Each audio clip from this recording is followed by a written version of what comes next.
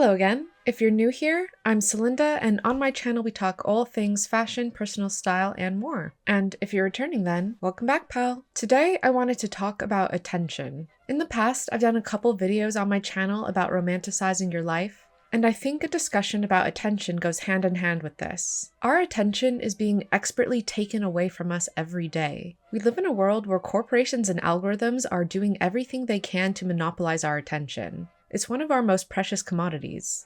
Algorithms are doing whatever they can to decide what you will spend your attention on before you've had a chance to decide that yourself. I can hear you saying, that's alright, I'm good at multitasking. And I used to think I was good at it too. But there are some flaws in the myth of multitasking. In his book Stolen Focus, Why You Can't Pay Attention, by Johann Hari, he writes, your brain can only produce one or two thoughts. They're switching back and forth. They don't notice the switching because their brain sort of papers it over to give a seamless experience of consciousness. But what they're actually doing is switching and reconfiguring their brain moment to moment, task to task. And that comes with a cost. The switch cost effect. It means that if you check your text while trying to work, you aren't only losing the little bursts of time you spend looking at the text themselves, you're also looking the time it takes to refocus afterwards, which turns out to be a huge amount. For example, one study took 136 students and got them to sit a test. Some of them had to have their phones switched off, and others had their phones on and received intermittent text messages. The students who received messages performed, on average, 20% worse. It seems that almost all of us are currently losing that 20% of our brain power all of the time.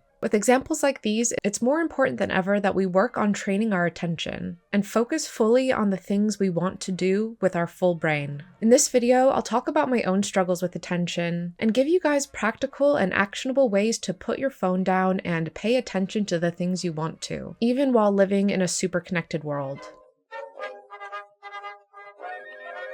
This is something I've been thinking about for a while now. Partially because I can remember a time before we lived like this. In college, I remember joking about having a not-so-smart phone. It could load maps or web pages if I really was patient with it. But by and large, it was a text and communication device, and not something I could really be sucked into. On top of that, at the moment, I live semi-rural. That means I'm on a 4G internet plan, and some of the infrastructure around here is not the most updated. Sometimes, a power outage knocks out the 4G mast nearby, and I don't have internet, usually for a few hours, sometimes for a couple days, and one time for over a week. And although it can be frustrating at times when you're working on something, I've also used that time to really recalibrate my attention and remind myself the benefits of living a more analog life. And when the internet is on, it's easy to get sucked in. I remember one day, all I wanted to do was read, so badly. In my heart of hearts, that's what I wanted to do. But every time I started to read, I just kept picking up my phone. I would throw my phone across the room, and after a few minutes, go back up and pick it up and scroll on my phone. It made me embarrassed, and I knew it was something I had to address. So how do we put down the damn phone? There are different levels of this that you might need to employ depending on how much you struggle. And you might need more strict levels to begin with, but might be able to loosen them as you build the habit of being disconnected. If you want your phone to still be physically with you, then I would recommend a timed blocker app. There are a few out there, but the one I've found success with is the Stay Focused app. There's a paid version, but for me, the free version has been more than suitable. It blocks access to different apps and websites, physically blocking you from accessing the things that causes you the most distraction. If you're someone who thinks, this won't work for me because I know I can just deactivate it or uninstall it at any time, this app has things for you too. The app also has different levels of strictness, with the most strict not letting you uninstall without tedious and intense deactivation methods. I only needed the most basic method because this, along with everything else I'm going to talk about today, there is an element where you have to really want it. And so you have to play along. And for me, opening up Reddit and seeing, you tried to open this app 20 times today, was embarrassing and confronting enough to really get me to change my habits, and to want to change my habits. My second tip is hang up your phone. I've been trying to treat my phone like the kind I had in the 90s and early 2000s, one that generally lived in one spot and was hung up when not in use. For me, this means there's a dedicated spot in my house where I put my phone when I don't want to be using it. I chose a spot where I don't pass by regularly, otherwise it would be all too easy to just check a little here or scroll a little there as I'm passing by. And if I'm gonna scroll, I want it to be an intentional scroll. But what if you really struggle with knowing you can just go to the other room and pick it up at any time? There are timed lockboxes which might be a solution. I looked into this, but decided it wasn't necessary for me. And that is a box where you put your phone in, set a timer, and it does not unlock until that time has elapsed. But what if I miss an important call, I hear you saying? There are ways around that too. There are Bluetooth adapters that connect both to your mobile and plug into an old-fashioned phone, allowing you to still hear and answer important calls while your phone is in prison. Plus, you get to pick out a fun old phone to use. And although I've not found it necessary to get my phone a lockbox, I have considered getting this Bluetooth adapter just for the nostalgia and fun of it all.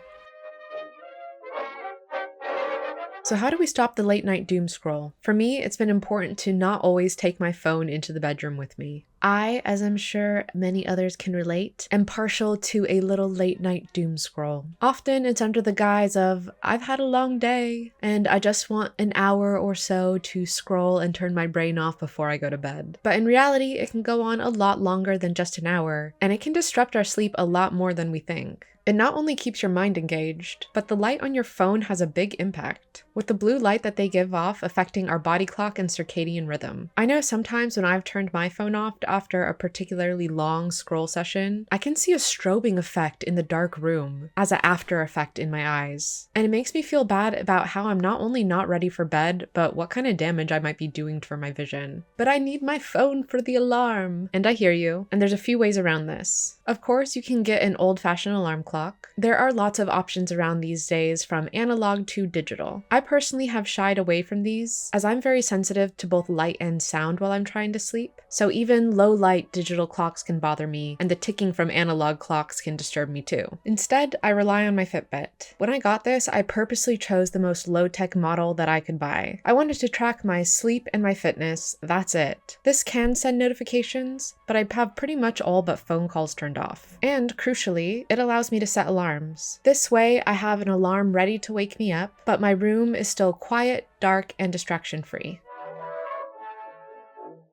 So what can we use to replace the distractions? This process isn't necessarily about foregoing tech and media entirely, but more of a focus on going low tech where there used to be endless options, and allowing yourself to be fully present in what you choose to engage with. My first tip is to invest in a physical disc, DVD, and Blu-ray collection. There are lots of great reasons to do this. Not only because it prevents the media you love from disappearing off of a streaming platform once their licensing deal has expired, but it can even stop some things from disappearing completely. I have DVDs and Blu-rays of things that are very hard to find online, if you can even find them at all. Or episodes of shows that streaming services have censored for one reason or another. I'm looking at you, Adventure Time on Now TV UK, editing out a mention of divorce from a kid's show. Not only that, but the best reason to watch things from your physical media collection is that it comes to a natural endpoint. Our streaming services are constantly shoving us to the next thing, before we've even had a chance to digest what we've just watched. This dilutes the experience of us engaging with our media. I know I've watched whole seasons of shows that I've quickly binged, and I couldn't tell you all of the character names or major plot points, because it's just been one long, never-ending stream of information. Having a natural endpoint will make watching movies and shows more of a set experience. Plus, watching things over and over gives you a chance to discover new things in the things you already love. And that's even before getting into special features and bonus content. This can also be a pretty inexpensive collection to start. Of course, there's always going to be a new special boutique Blu-ray release of something you love out there. But to get your collection going, I highly recommend going thrifting. And so many thrift stores have deals like 2 discs for £1, 3 discs for £1. And I am so thankful for my disc collection every time my internet goes out.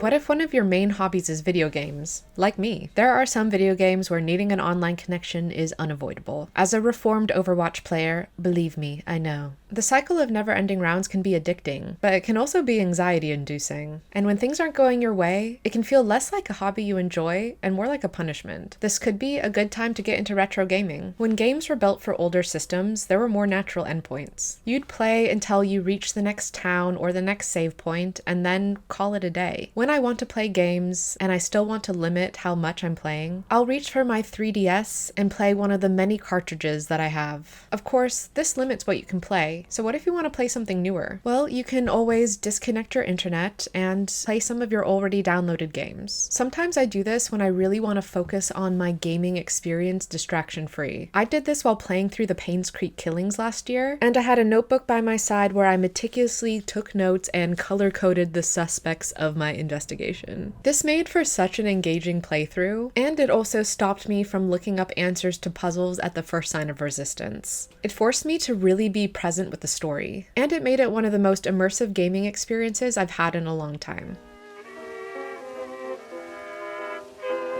Of course, if you're looking to take away the screen altogether, there are plenty of options for that too. The goal for living a more analog life is to give yourself the ability to do the things you actually want to do distraction-free, especially when you feel that technology is brushing up against that. The list of things I like to do that are offline feels almost endless, but I understand how hard it feels to access these more focused activities when we're used to constant connection. One thing that I do to give myself access to diving into these activities is listen to music.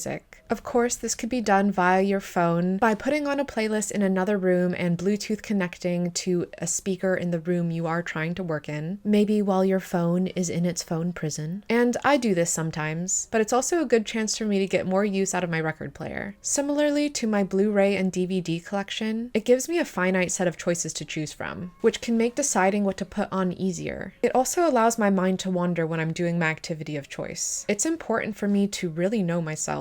And if we're constantly being thrown from one thing to the next, it can leave little space for being alone with our thoughts. I know this can be a scary prospect. My mind is not always the most wonderful place to be, believe me. But building the practice of being able to sit with myself in the hard times is just as important as the magical getting to know myself moments, and allows me to know myself more deeply and fully. Doing an activity and letting my mind really come into being is one of the biggest benefits to these practices I've found. Of course, we can never put the toothpaste back in the tube. We live in an interconnected world now. It's how I do my day job, it's how I'm talking to you now, and it's been a way for me to have gained friendships, a plethora of knowledge, and has provided me with a wealth of opportunity, not to mention the ability to keep in touch with friends and family around the world. For its best parts, I love it. But there are two sides to every coin. The corporate internet is doing everything it can to take your attention from you, and living a more analog life is becoming an act of resistance. Your attention is yours to decide where you place it and for how long. Don't let somebody else decide it all for you. If you've made it this far, I thank you profusely for sharing your attention with me today. I would love to know if you have any practices or techniques that you use to live a more analog life. Are there certain aspects of this that you struggle with? Do you remember a time before this was our whole life? I miss it. But I also love the internet and being a 21st century gal, and I would love to hear your thoughts and perspective on this. Thank you so much for watching if you made it this far. If you enjoyed this video, I'd really appreciate if you could like it. And if you want to see more from me, please subscribe. I upload new videos on Fridays. I hope you have a great day wherever you are, and I'll see you next time. Goodbye! Hi. She says, speaking of attention, pay attention to me. Pay attention to your little Moira. Yeah? Hi, baby girl. You're so sweet. Baby girl.